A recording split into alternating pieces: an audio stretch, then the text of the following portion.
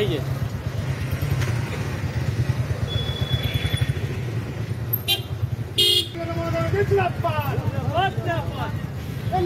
marca!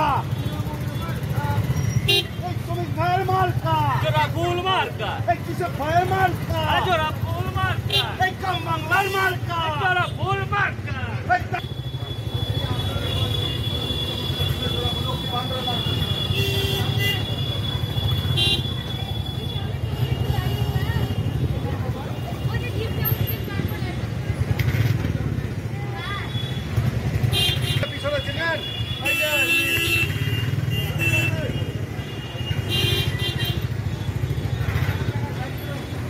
আমাদের প্রার্থী পিছনে গাড়িতে বেরোয় আছে। হ্যাঁ চেনেন তো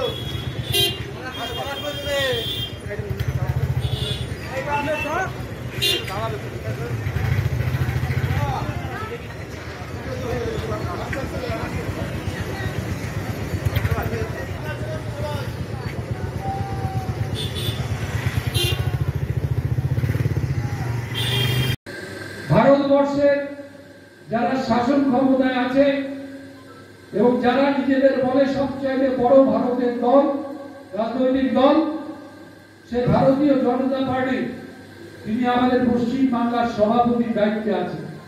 আর এত বড় দায়িত্বে থেকে উনি অনেক কিছু করতে পারতেন আমাদের বালুরঘাট লোকসভা কেন্দ্রের মানুষের জন্য। সুযোগ ছিল, কেন্দ্রীয় সরকারকে দিয়ে করাতে পারতেন, উনি করাতেন, আমরা রাজ্য সরকারকে দিয়ে আমাদের রাজ্য সরকারের কাজগুলো করিয়ে দিতে পারতাম।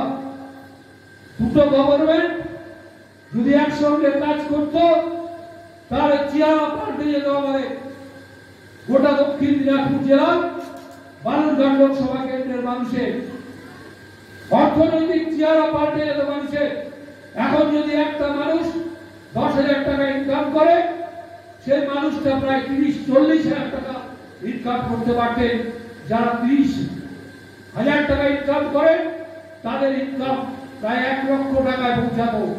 আজকে এইরকম একটা উন্নয়ন করা সম্ভব ছিল আমাদের জেলায় মানুষের জন্য, কিন্তু এই মানুষটা নিজের ধ্বংস ছাড়া কিছু ভাবে না বলে এই মানুষটা আমাদের জেলার তো ধ্বংস করছে।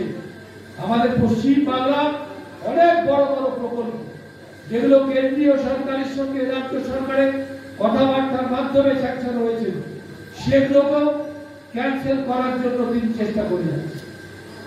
যেমন 100 দিনের কাজ কারা করে? আমাদের মতো মানুষরা করে না? গরিব যারা মানুষ তারা 100 দিনের কাজটাতে তারা কাজ করে। 2 বছর ধরে এখানটায় 100 দিনের কাজ যারা করেছে তার সংখ্যা কত? 59 লক্ষ। পশ্চিমবাংলায় 59 লক্ষ। আমাদের এই জেলারও কয়েক হাজার মানুষ তার মধ্যে আছে।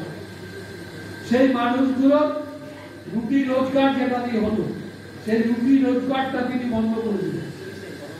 এখানটায় আমরা দেখলাম 59 লক্ষ মানুষ তারা 2 বছর ধরে মজুরি পেল না। কেন্দ্রীয় সরকারের যে 60 টাকা দেওয়ার কথা, সেই টাকা কেন্দ্রীয় সরকার পাঠালো না। আমাদের রাজ্য সরকার 40 দেওয়ার কথা, টাকাটা দিয়ে রাখলো।